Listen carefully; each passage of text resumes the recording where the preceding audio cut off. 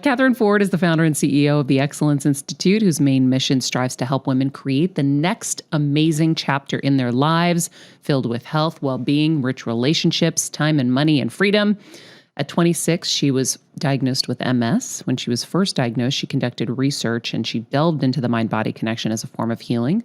22 years later, she was misdiagnosed, with the new diagnosis being NMO. Kelsey, what does NMO stand for? I'm going to have Catherine explain it to you. Okay. Since then, she's strived to help other women with her teachings. Heal Squad, welcome Catherine Ford. Hi, Catherine. Hello. How are you? I'm good, thank you. Thank you for being with us. Oh, it's great to be here. Thank you. We would have been in studio, but I was a little under the weather yesterday and I was nervous. And I hate when someone feels like they're planning their day to get in the car and they leave early and all of that. And then last minute you're canceling.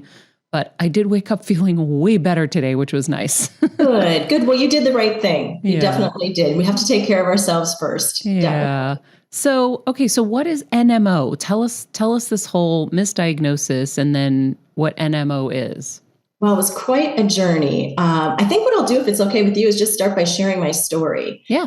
And NMO is basically, it's thought of as a more serious than MS. And most people in the world haven't even heard of it. It's considered an orphan disease, so it's very rare. For every 100 people, I believe, in the United States who has multiple sclerosis, only I think one of us has been diagnosed with NMO. So my journey started 33 years ago when I was 26 years old. Catherine at that time was thriving professionally. I was busy climbing the corporate ladder, loved what I did.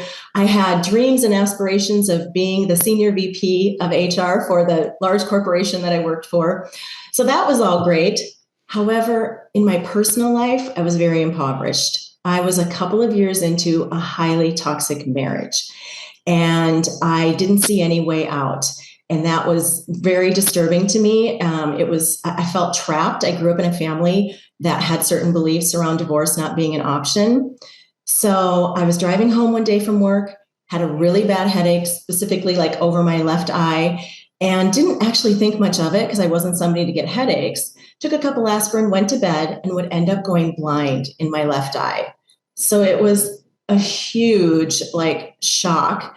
And I was devastated, to be honest. And I happened to be living in Minnesota at the time. So I went straight to Mayo Clinic. I thought, I've got to have the experts take a look at me. They ran all kinds of tests and came back and said, "We are so sorry to tell you this, but you have multiple sclerosis." I just thought, oh my gosh, all my hopes and dreams. I know for my entire life, I thought they've just been shattered. And the nurses then came in from a place of love to prepare me for all the really scary things that were likely to happen. Yeah. I have the chills all the way down my body. Oh, I know. And I can still see myself standing in the exam room after they left, and I'm putting my clothes back on, getting ready to go back home. And I said to myself, no, I am not signing up for that. I am going to be a medical miracle. I don't know how, but I am going to do it. And honestly, Maria, it's the best thing I ever did for myself at a young woman of 26 years old, was to not sign up for all the things that they just shared with me. Which is so hard. It's so hard to do that. And it's so against kind of, anything that makes any sense. But you had a knowing, and also at the same time, you had a will to defy it, because most people just succumb to the diagnosis and then succumb to the negatives and all the scary things. What do you think was in you that said no to this, especially when you were in a toxic marriage that you weren't saying no to yet? Exactly. Well, and I had those beliefs that I learned early on that I couldn't say no to it. So I didn't even see that as an option at that point. But I've always had this very strong spiritual connection, even from, I remember back when I was a little girl. And I just always had this feeling like there was more to this than meets the eye, so to speak. And so I had connected with my power in other areas of my life, even as a young woman. So I thought, no, I'm just not going to do it. I have this power, and that is not the route that I want to take. And I'm going to put everything into helping myself. So that's what I did. I just tapped into that power that we really all have. And like I said, I'm so grateful because I was doing it unconsciously. I wasn't even aware of what I was doing at that point. Now I know better, and I know that I can do that at any time I want to. So I left Mayo and started researching because I'm a researcher by nature. I love learning. And so I just started researching what was happening all over the world. 33 years ago, I was in the card catalog section at the library. I hate to date myself. Oh my God. There was no internet, right? And way harder. Yes.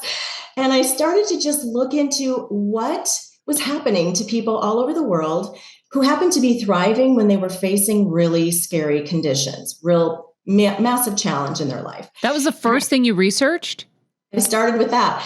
And I also was starting with supplements and things that like were sort of where you would normally start, food and things like that. But I did go to that higher level with what were these people doing? What was their mindset, right? Yeah, I didn't even know that term yet, I don't believe, but it was like, yeah, what were they thinking? What were they doing? And then in the mid 90s, I ran across Dr. Bernie Siegel. Still popping. I'm so sorry. Let's just talk for a minute and see. What is your sign, by the way? So I'll just talk about that for a second. Aquarian. You're Aquarius? Aquarius. Interesting. Yeah. And what's Aquarius? Water? Air. Air. Do you know your rising and your moon? Maria's Gemini. No, but I need to do that because I love astrology, and it's interesting because I was born on February 10th at 12 noon exactly. Catherine, send it to me. I'll do it for you. Kelsey, pull it up right now. I want to know. Okay, let's see. Go to astro.com. Let's just get your moon. We just had this woman on the show, Deborah Silverman, and she came and she did a session with me. And once I understood all the elements, I understood now what I was battling. So I'm like super psychic. I have a knowing. I've done exactly what you did, where I'm like, no, I don't have this. Nope. Defying. And and it's like reversing and all crazy, amazing things are happening. Yeah. And I wonder if we have similar kind of charts because there's a knowing that has to be there for you, I think, to be brave enough to say that. So, okay, what year, Catherine? 1963. 1963. Okay, birth town, like the exact place. St. Cloud, Minnesota. St. Cloud. oh my God, that's so cute.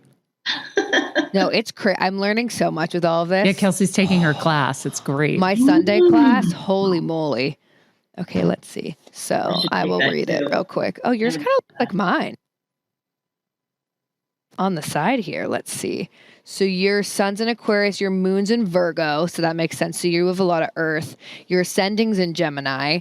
So your ascending is like your soul's purpose. So Maria's sun is Gemini. So your soul's purpose is basically like to be this. Geminis are journalists, Geminis are investigators, Geminis are super communicators.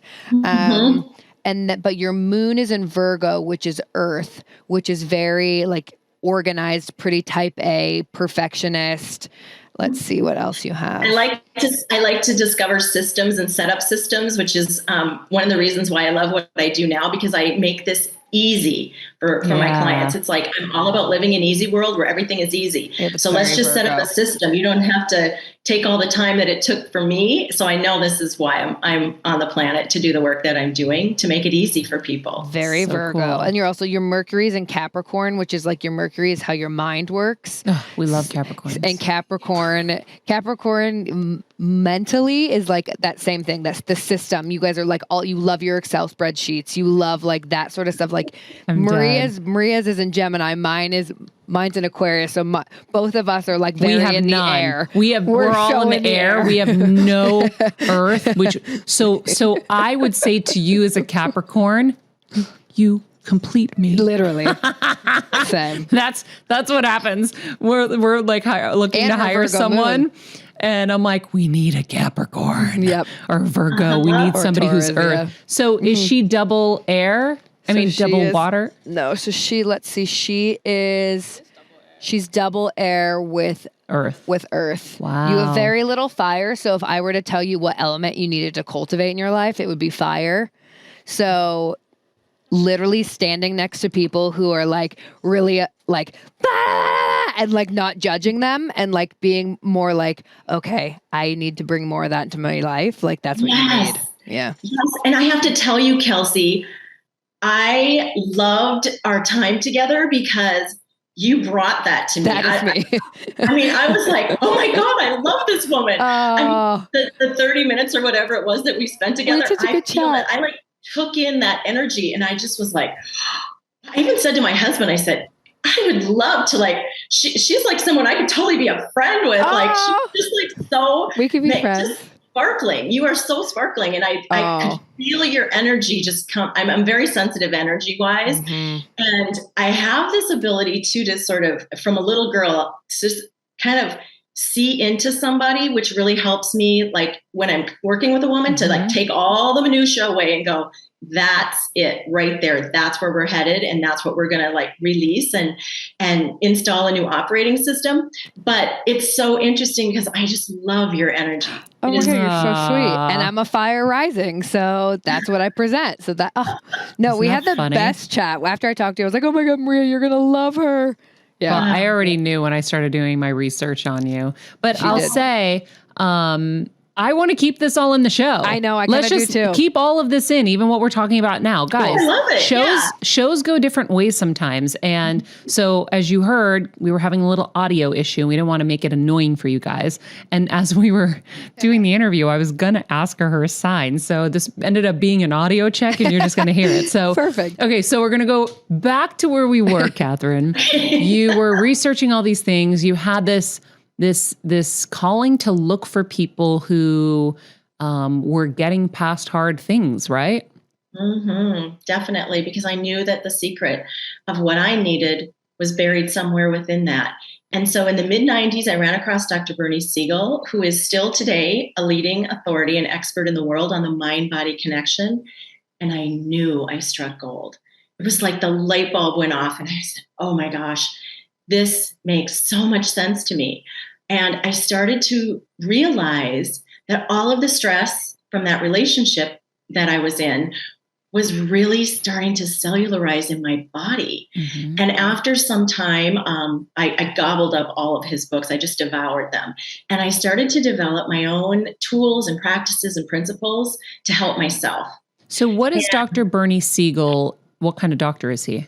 He was a surgeon, and he would do like certain experiments and different things and realize there is this mind-body connection. And one of the I remember reading about a story when he would have he would do a surgery on a child, and he was trying to get at the importance of authority figures in our life and laying down beliefs. So the child needed surgery. So prior to, the child would be checked in and ready to go into the OR, and he would stand there next to the parents and say, okay, you are so lucky because guess what? We have a magic operating room. And the little child would look at the parents and the parents would be like, yeah, great. The minute you lay down on the magic table, you're going to be asleep. It's so amazing. And you're not going to wake up until we're here again, and all, et cetera, right? It was just this whole thing about authority figures, the doctor, the parents.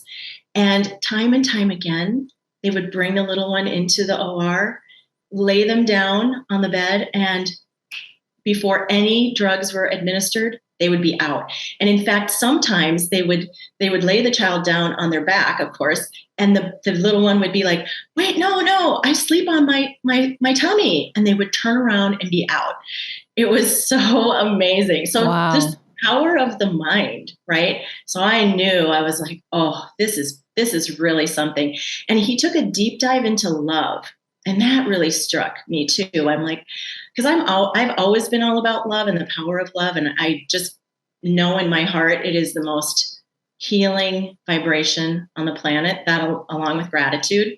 So I began developing all these different tools and practices and principles for myself and ways of being and guarding my peace like it was Fort Knox, regardless of the chaos going around me in my life. I knew I had this place I could retreat to. So I was actually doing quite well with my health, and finally got the courage up to get the divorce. Many years later, I stayed in the marriage far too long, but it took me a while to overcome that belief that I had, that I just had to try harder. What And the was harder it I ultimately that got you to get rid of that belief or to get past it? It got dangerous. My then husband had issues with rage in our home, and he had untreated mental health challenges that he refused to get help for. So he would say that it was me. And if you didn't have, at that point, we thought I had MS. If you didn't have your MS, I wouldn't have destroyed this or that in the home, or I wouldn't have done this. And so it was really starting to chip away at my self-worth too. And I realized that. And I guess it was the danger part that I said, you know what, if no one in my family ever speaks to me again, this is dangerous and I've got to get out. And then you probably realized everyone still speaks to you, right?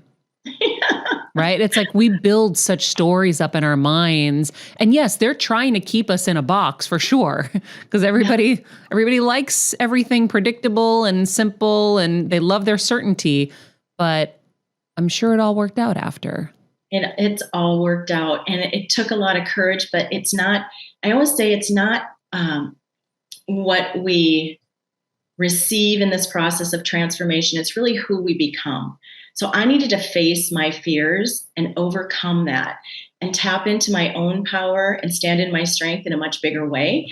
And it changed a lot of things for me in my life. So how did you start getting better though? You said you were getting better and then you decided to move forward with the divorce. What were you doing that was helping you get better at that time? All kinds of tools. One of them was, I hadn't even named it yet, but it was living in a world, and this was part of my meditation. Now I've developed something called a personal passion prescription, that when I work with a woman, it's the first thing we develop. And it's basically what she would love with respect to her health and well-being, her time and money freedom, and her love in her life. So it's what she would love. I take her and stretch her imagination in a really good way, because we're the only creatures on the planet who have the gift of imagination, but most people use it to frighten themselves. What's the worst thing? So right? true. What is the worst thing that can happen? And so I switch it around and say, let's dream. Let's get you really into what would you love, and not based on your circumstances or what you've done in your past. I am going to introduce you to a you haven't met yet. And I love doing that. I love just stretching a woman into a place where she's just never thought this was possible for her. So I was doing that for myself. I didn't have it systematized yet or anything like that. I was just in my inner world. And I could tell how it felt so great. It felt really good to be there. And then I started realizing, these are my own terms, but we have what I call an inner pharmacy, right? And I started to realize that when I was in this happy place of mine and I was thriving and doing well and noticing what was right in my life, I was feeling great, and all of my body and my hormonal centers were kicking out beautiful sparkling chemicals. This is so not non-medical terminology, but it worked for me. Yeah. And it still works for me today. And when we're stressed, in a situation that we feel trapped in or no way out, or it's just been that way for so long, too much cortisol, too many toxic chemicals that every single cell in our body is being exposed to and bathed in. Yeah. The mind, is the leader and the body follows. Yes, exactly. And we have cells of memory and recognition in our body too. So I was starting to realize all of these things and developing tools, as I said, ways of being, phrases to help myself, all kinds of things. And I would just sort of record them and write them down, and so that I would remember to practice them again and again. And one of the really big pieces that I remember saying to myself is, there are gifts in this. There are gifts in this. I just don't see them yet. And that helped me tremendously. And then, I'm this researcher, so I was studying about how our universe really creates. Most of the time, it creates through some chaos, some destruction, right? Something has to go away, and then we can rise up into what was really meant for us, or even better than ever. And then I started to come up with this really great, first it was an affirmation, and then I laid it down as a belief. No matter what happens to me, I always come out on the other side better than ever. And that has served me so well. I love that, Catherine. We did that with Deborah Silverman recently when she came. She said, repeat after me, I am a healer. And I said, I am a healer. And anything that comes my way, I can, what did she say? I can handle, or I can beat, I'm going to pull up your exact, she gave Maria like 3 affirmations, which were all so good. But that one was like, no matter what comes to me, I can heal it. I am a healer. Yeah, I can take anything on because I know I can heal it. Yeah. And so, and I believe that. Mm-hmm. And that is serving you so well that you really believe that. Yes. And then have that deep knowing in your cells. Just get it in you. It's who you are, right? And you feel it in every part of your body. So I knew at that point that I had this power because it was showing up really well in my life. And so I finally got that courage to get the divorce, and the perfect storm happened. So I was a month away from having the judge basically in Minnesota rubber stamp our divorce. And my then husband refused to move out until the divorce was final, which was supposed to be in a month. So we were still living in the same home. He called me one day from work. He was a marketing executive, to let me know that he had lost his job. So here's a man with untreated mental health issues. His wife is leaving him. He cared very much about what the world thought. So honestly, at that time, if you knew us, you would say that he was the husband and the father of the year. Behind our front door, no. But out, what does the world see was very, very important to him. So he was not wanting this divorce at all. And now he's lost his job. So he finally made his way home that day. We got into an argument. He went down in the basement and he came up with a gun. Yes. The most traumatic day of my life. Oh my God. And I am so grateful to still be here because those things usually don't end well. Wow.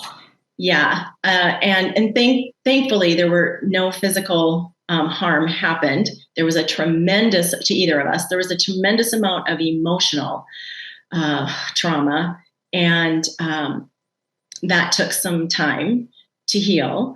But the real silver lining in it is that when something like that happens at that point, they made sure he got the help that he needed. So he was treated and is better now? I don't have any contact with him. It's better for me. Wow. Catherine, that's so scary. It really was.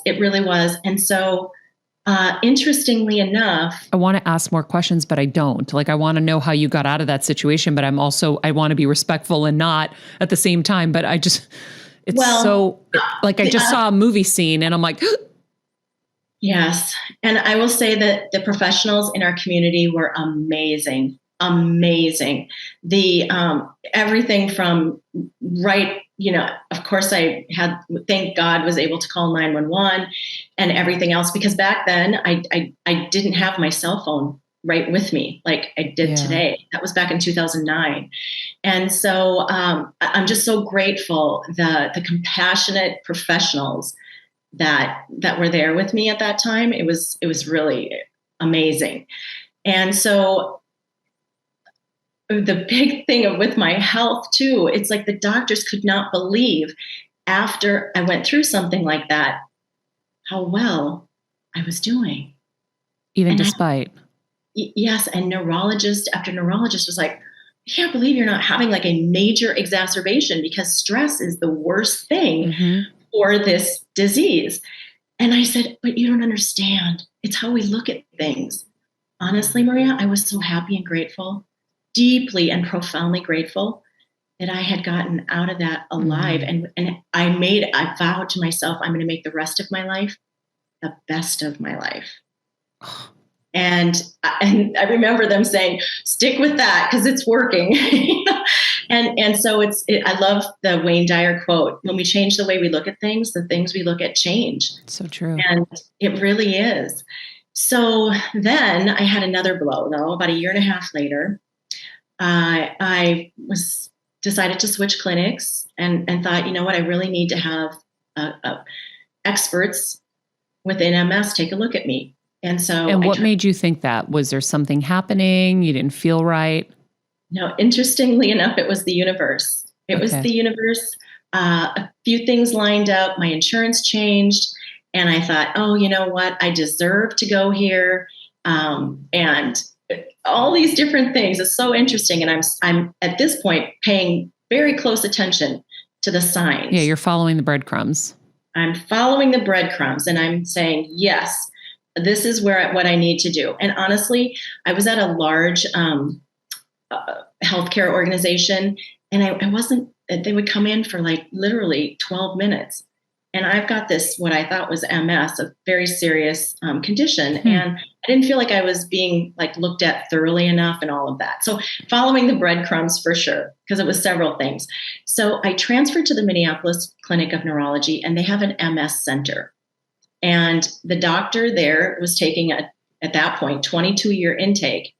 And he said, you know, I'm just going to run this test and I'm not even going to tell you what I'm testing for because I don't want you going out on the internet and looking it up because it'll scare the you-know-what out of you. So we ran the test and then I was called in for an appointment, which is never a good sign, right? It wasn't over the phone, everything's fine. So I come in for the appointment and he tells me he couldn't even look at me. Actually, he was looking at the floor. He was like this. I don't know how to tell you this, Catherine. I'm like, oh, my heart just sunk. And he said, and you were feeling good prior to this. Okay. Yeah. And he said, I don't know how to tell you this, but your test came back positive for neuromyelitis optica or NMO. And it's a lot more serious than MS. It has a significant mortality rate in the first 5 years. And I was like, but I'm 22 years into it. I'm thinking about these things, right? But again, I have to say, I was devastated because I was just climbing out of that whole gun incident. Yeah. And honestly, I don't even know how I drove myself home from that doctor's appointment. It was definitely the part of our brain that just takes over when we're on, and says, I can get her home, because I pulled into my driveway and I just went, I can't even believe what just happened. And I started looking it up on the internet and I will never forget. I just went straight to my bedroom floor. I never thought I was sobbing. I never thought I was going to get myself off of that bedroom floor because I thought, what more can I take? What can I handle? Right. And that was only a year and a half after. And in Minnesota, after something like a gun incident, the whole entire divorce had to start over with new attorneys and new everything. Oh, God. So I didn't have a lot of reserves to cope with this new information on neuromyelitis optica. But I'm a researcher. I picked myself up off the floor and I said, all right, let me find out about this. And I found out that now, 22 years later, there's a doctor at Mayo practicing who's an expert in the world. Thank you, universe. And I'm an hour and a half away. So I immediately made an appointment with him. And he walked in the room. He looked at me. He turned around to walk out. What? I was confused. I'm like, what is he doing? And he stood in the doorway and he said, are you Catherine Ford? I said, yes. And he said, oh my gosh, you don't even look like someone who's had MS for 22 years, let alone this worse condition. What in the world, besides the medication you're on, are you doing? I want to hear it all. And wow. I said, isn't that funny? Because most doctors don't even, they're just convinced of whatever the protocol is. Yes. And we're always the ones stressing, like, you should try this and they should do this. And this is working for me. And they're like, yeah. We're just going to do the standard of care. He wanted to know. That's cool. He did. And he really did. I mean, we went deep. He said, all right, tell me what you're doing. And I said, well, I believe that I told him about the mind-body connection and Dr. Bernie Siegel and then what I had developed for myself. And I said, I believe everyone has some sort of dis-ease. We all have something. It's part of being a human. It's our experience here where we all have something. If we could change it in the next 6 months to a year, would make the biggest difference in our life. It's either with our relationships, some category of our relationships, our time and money freedom. And I said, I believe mine was left unchecked long enough that it cellularized in my body. And he said, wow, tell me more. And so I just started sharing things with him. And he said, you know what? You have got to get this out into the world. And I looked at him and I said, I've just been trying to save myself. I was honest with him. I said, I haven't even thought past me. And he said, no. You have got to get this out into the world. This is amazing. You are a medical miracle. And remember when I was 26, you standing said, in that I'm going to be a medical miracle. And he said those words. Yes. And it was in the same medical institution, right? It was at Mayo, different doctor, but I said, and everything, it was so amazing to hear him say those words back to me. And then we started, just talking some more. And he said, there's one more thing I have to talk to you about. And again, I could tell this wasn't going to be like, good. Brace yourself. Exactly. And he said, well, first, let me ask you, when is your next injection? And I said, well, it's tonight. And at that point of those 22 years, for 16 and a half years, I was on an every other day injection of a chemotherapy drug for MS. Chemotherapy for MS? Yeah. I've never heard that before. Yeah, it's a form of chemotherapy. And I had to give myself an injection every other day. So basically, I felt like I had the flu for about 16 and a half years. Wow. Whereas with MS now, what I've heard, people that I know have it, they do an injection like every 6 months or something. Yeah. Okay. So this is way back. I was doing it since 1994 or 5, I believe. Wow. Yeah. So it was one of the first drugs that came out. And it was hope for me because there wasn't really anything other than that. That was one of the first ones. So he said, I don't know how to tell you this. Oh, again? Again, I'm like, oh my gosh. I took a deep breath and he said, yeah, you need to stop those injections immediately. They're harmful to someone with your diagnosis. I looked at him, Maria, you cannot even imagine, I had so much coursing through me. I was angry, upset, resentful. I'm like, I still have permanent damage from the injections. Mm-hmm. So I was like, oh my gosh, I closed my eyes. And I think he held his breath the whole time because he didn't know what I was going to do. I mean, these injections were so hard to stay on. And I just sat there for a minute and then it hit me. I opened my eyes and I said, you know what, doctor? I have a very powerful mind. I have been developing this power for the last 22 years, and I believed with every cell in my body that those injections were helping me, so I know they didn't hurt me. He oh my God, I love you. Well, he said to me, I'll never forget, he pointed at me, he said, we're sticking with that. And I said, yes, we are, because if I hold on to everything I've had going through me, I'll be back tomorrow with a major exacerbation. Yeah. No, it really is what you do with your own, what you're going to surmise from a situation, what you're going to create a belief around. Like, and I understand in a different way, in a much lower stakes way, but even like a stupid thing, we put a water filter in our bathroom so we could have water in the, near our bedroom. And we realized that we thought it was the wrong way, that we were turning it. And I was drinking unfiltered LA water all this time. And the anger I had inside of me, and, you're just so mad at yourself for why this went wrong. And I've been poisoning myself. And then I was like, yeah, no, I'm not going to even think about it because that's in the past. As Dr. Joe Dispenza teaches us, the past is not real anymore. And I'm like, I'm just going to move forward and hope we do this the right way this time. And that's it. But how amazing that you cultivated such a strong mind that, and such a disciplined mind that in that moment, again, you're like, okay, I'm going to believe that they were for me, not to me. And so what happens from there? I love this. This is the best story ever. Oh, I mean, the worst, I'm sorry, but at the same time, the best. Yeah. Well, and because we see a vibrant, beautiful human before us. And I'm like, thank God. Thank you. Well, I know this is my purpose in life. I know this is why I'm on the planet, because I shouldn't be here for two reasons. One, my health, especially being on that medication that was supposed to basically do me in, and then the gun incident. So I know that I needed to experience what I did so that I can help other people transform their lives because they know that I've been there myself. I'm not someone saying, oh, just do this and this and this. And I have no clue what it's really like to face challenges. So I drove home. I left. I drove home, and all the way home, I did gratitude. All the way home for everything I could think of. How great. I don't have to do these anymore. Wow. This is the first night in 16 and a half years that I don't have to prep myself for this injection.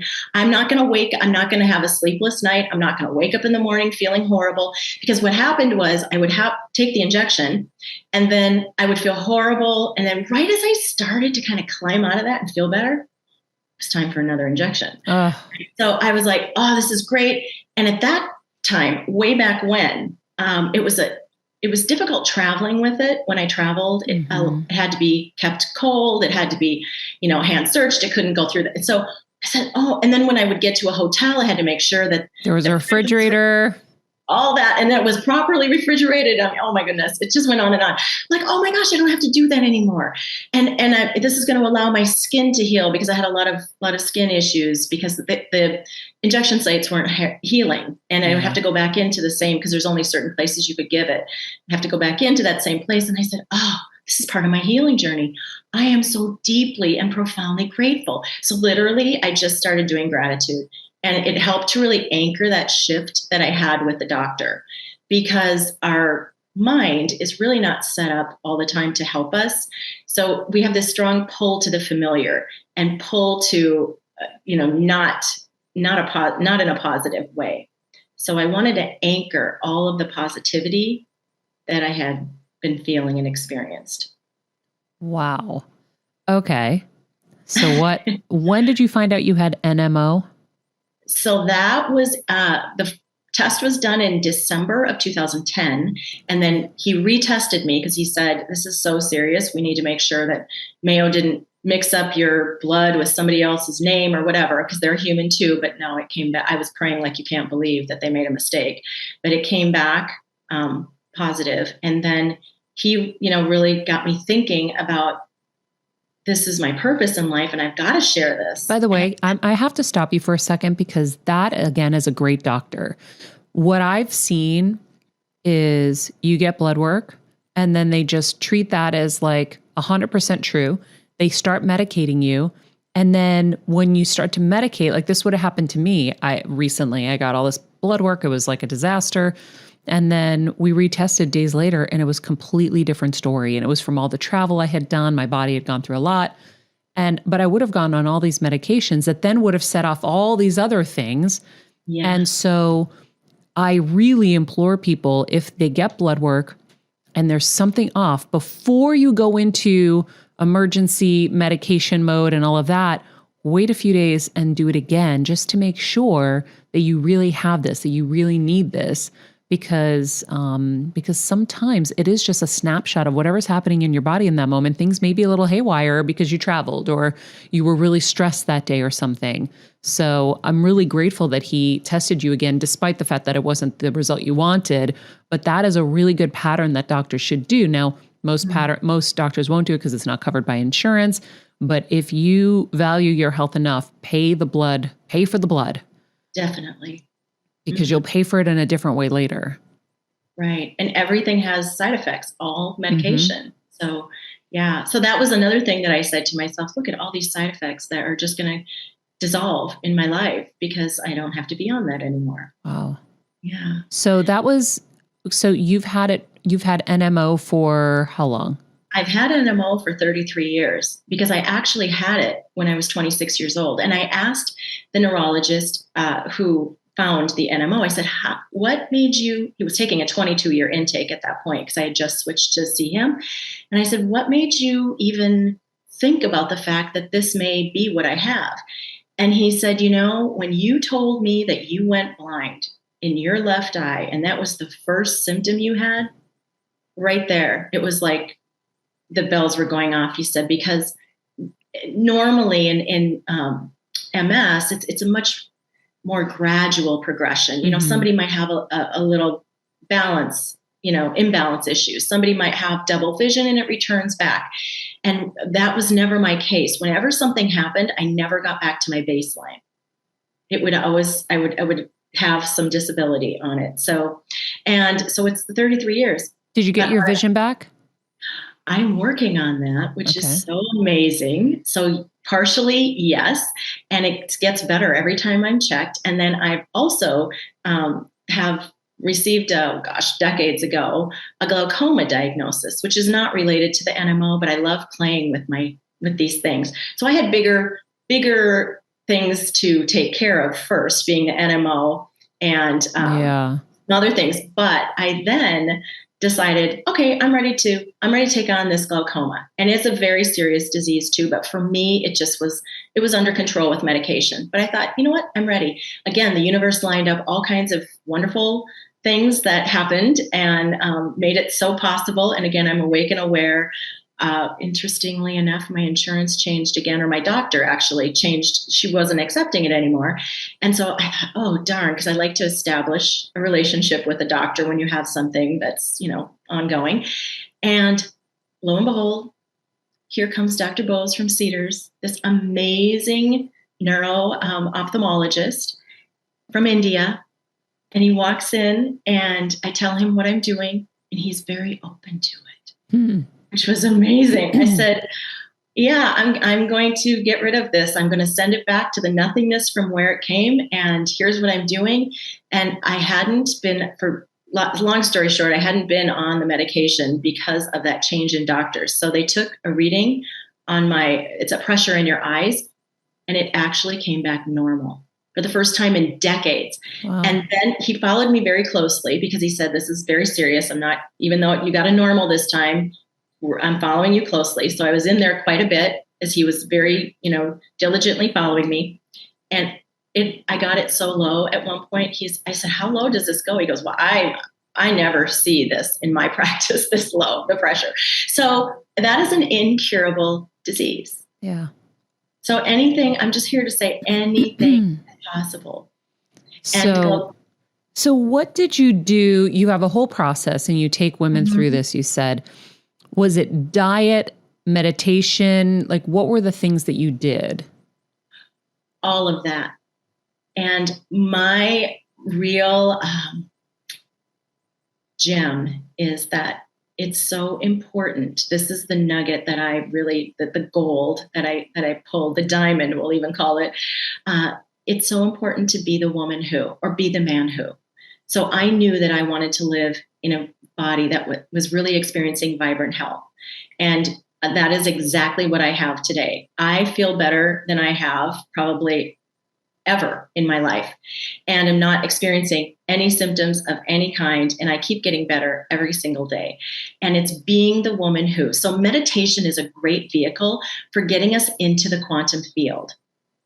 And then the next step is where I come in. And what I've done for myself is staying there, remaining, because we come out of meditation or we come back from a fabulous retreat and then life starts happening again, right? And so it's really the magic of being able to stay in that space more often than not, most of the time, if possible, and live with duality of mind. So at one point I was in a very sick body. However, in my meditation and in that part of it, I was living with vibrant health and experiencing vibrant health. So how does that woman wake up in the morning? How does she treat her body? What does she do for herself? The most important real estate you'll ever manage is your mind. And the most important relationship we're ever in is with ourselves. So what kind of thoughts is she experiencing? Most of those thoughts that we have that are coming from our subconscious too fly under the radar. We're not even aware of it. So it's tuning into how do I feel in a certain relationship or when something happens or with my work in the world or whatever it might be to really connect that mind and body.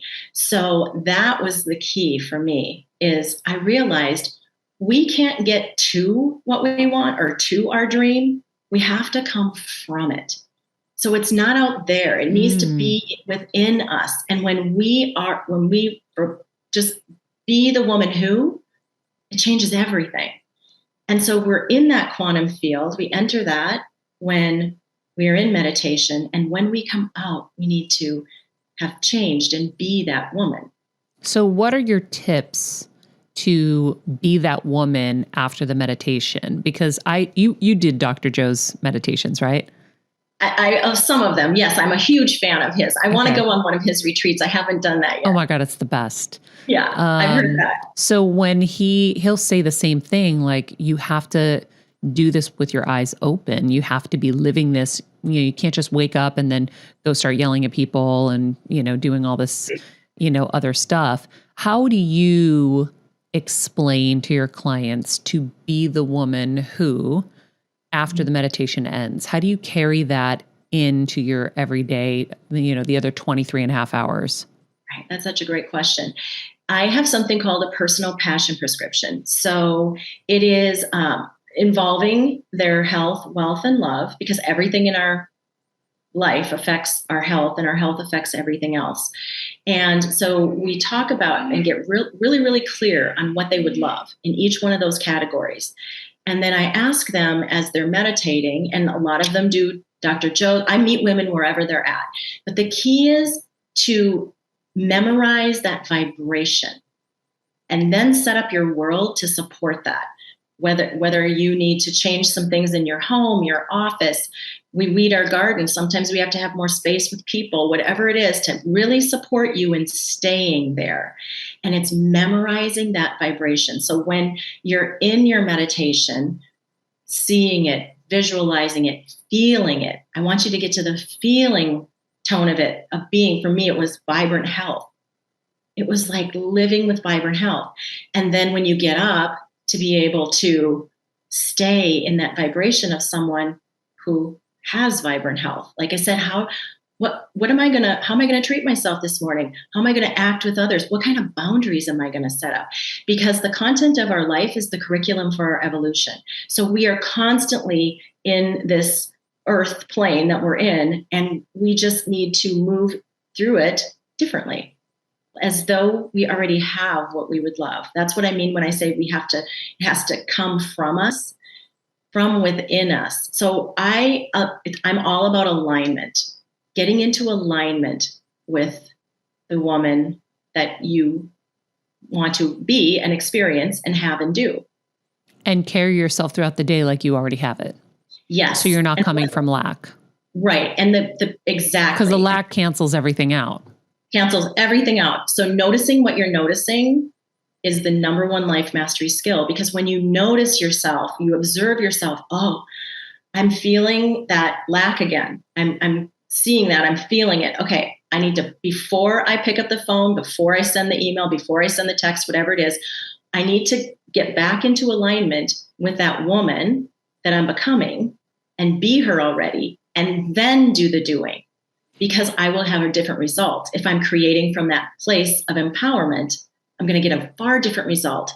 And our nervous system is the controlling system of our entire body.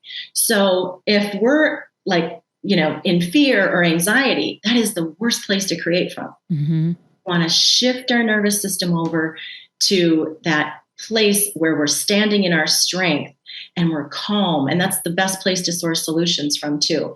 But my work comes in to help women and support them one-on-one as life happens. After, say a fabulous meditation retreat or whatever it might be, to really be there for them. I walk their journey side by side. It's a beautiful partnership, and they get results. Because I'm there kind of going like this with all the minutia and saying, okay, this is what we're going to focus on, and help them transform, and that just supporting them. And even when they can't believe it, I tell them, you don't have to right now. When we first start working together, you just believe in my belief. Because if I can do it, anyone can. And I've helped so many women do it too. And because oftentimes we feel like, well, I can't do this. And it worked for everybody else, but it's not going to work for me. Mm-hmm. And the other key is I get in there and we release limiting beliefs. It's huge. That go, most of them, all the way back to childhood. And we shine the light of awareness on it, expose those beliefs, and they just beautifully dissolve. And then we install a new operating system, and the results completely change in a woman's life. Everything from not just health, but women who have gone decades and have not had lasting love in their life, find lasting love. And wealth, success, whatever they would love. So if you have a bad thought that comes into your head, or you start to think about the past, such, a past situation. I'm really aware of my thoughts now because I've done all the Dr. Joe work. And so it's very loud when a past thought comes in or something. What do you do? I press an internal imaginary pause button. I don't beat myself up for it. I say, oh, great job, Catherine. Awesome. You caught it. Right? Because in my early days, I would go for weeks, maybe worrying about something or having a bad thought for maybe ongoing for who knows how long. And so I press that imaginary pause button and then just shift back over to what it is that I want to be in alignment with. You can say cancel, delete, delete. I offer the women I work with lots and lots of tools because I always say you are your own highest authority. I'm going to give you these tools and show you how to use them. And then I'm going to support you in staying in alignment with what you would love, because that's how we're going to really get you there fast. But you have the ability. I want you to say, this one doesn't work for me. This one, maybe I'll put it on an imaginary shelf. Maybe I'll need it later. These right here are gold for me. Yeah.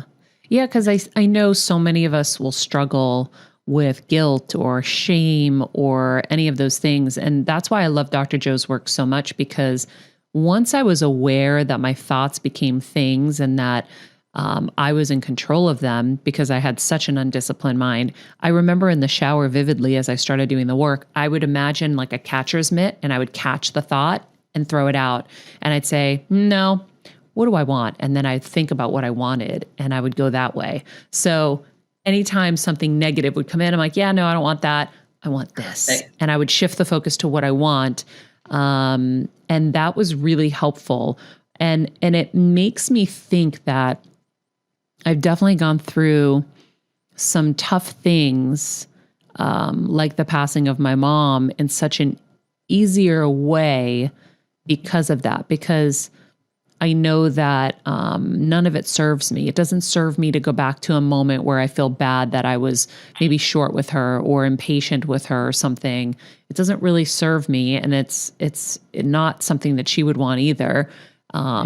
And so any of those things that people harbor in their minds and in their hearts, if you come to this work where you're really being aware and you know that focus equals feeling, and so you have control over what you focus on, it's really helpful. I want to ask, because I think it was one of our Patreon members, are we going to do a Patreon Heal event with her? Oh, we absolutely should. We have to. Yeah.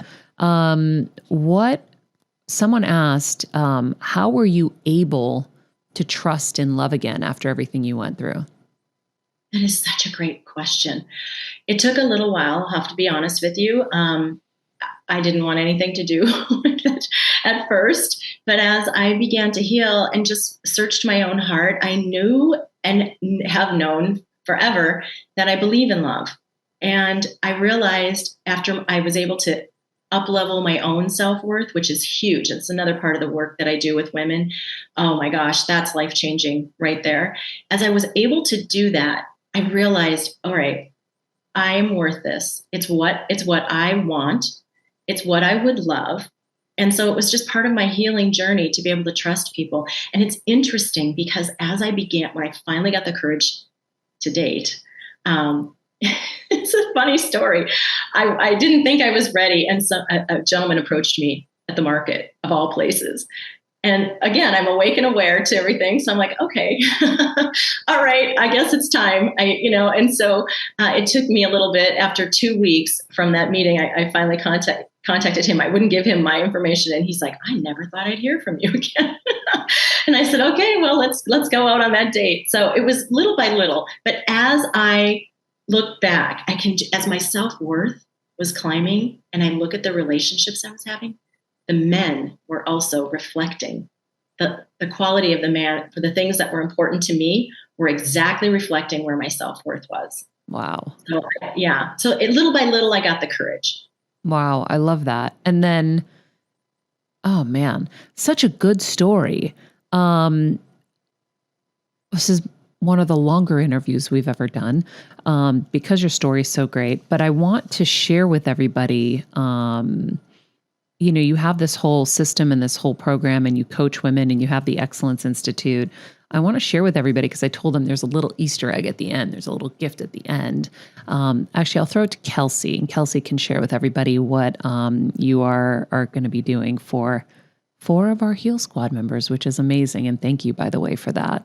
Of course. It's my pleasure. I'm so excited about this, Catherine. People are going to flip. So you graciously offered 4 coaching sessions with our Heal Squad members. So what we do is weekly giveaways in our newsletter. So this is one of the biggest. If you haven't signed up for the newsletter, go to mariamenounos.com. There'll be a prompt and you can sign up, because the newsletters, we're giving, great, fashion beauty tips and what's coming up on the show, but also there's a giveaway every week, and we give away cool stuff like skin stuff and makeup and whatever. But this one's the bombest giveaway. The bombest. And so what we're going to do is we're going to feature this episode, and then it's going to be, you have to click in, you follow the instructions, and then you're entered into the giveaway. So you guys are hearing this after the newsletter went out. So if you got it in your inbox and you didn't click through, go check it out, go to the newsletter, follow the instructions, and click through on the blog, and you'll be entered into the chance to work with Catherine, which is so amazing. We're so grateful.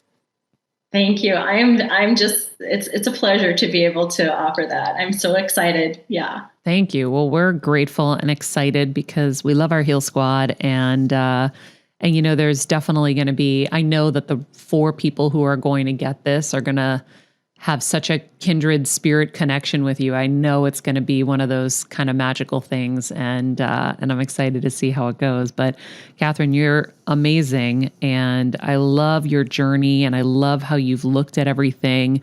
I feel like we've been on similar journeys in different ways, but the mindset of it all and the belief, and Kelsey's witnessed some things, and I've been saying I'm very very upfront about everything I'm going through, but this one kind of part of this where I'm working on my healing, there's a little bit of a laundry list, and we're already seeing incredible results. And Kelsey's seeing the moments that you've been having live in person, and I can't wait to share it with everybody.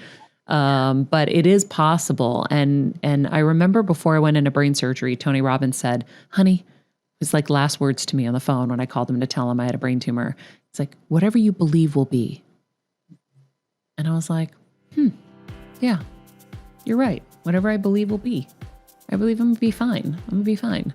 And so your mind is super powerful. And we'll put everything, Catherine, in the summary of this episode. So if you want to work with Catherine, or you want to take part in any of her courses or anything, we'll put the link to find her in the summary of this episode. But Catherine, I hope we can do this again sometime, because you obviously have so much to share. Oh, thank you. I would love to. This has been my pleasure. It's been awesome. Thank you. This podcast and all related content published or distributed by or on behalf of Maria Menounos or mariamenounos.com is for informational purposes only and may include information that is general in nature and that is not specific to you. Any information or opinions expressed or contained herein are not intended to serve as or replace medical advice, nor to diagnose, prescribe, or treat any disease, condition, illness, or injury, and you should consult the healthcare professional of your choice regarding all matters concerning your health, including before beginning any exercise, weight loss, or healthcare program. If you have or suspect you may have a healthcare emergency, please contact a qualified healthcare professional for treatment. Any information or opinions provided by a guest expert or host featured within website or on company's podcast are their own, not those of Maria Menounos or the company. Accordingly, Maria Menounos and the company cannot be responsible for any results or consequences or actions you may take based on information or opinions.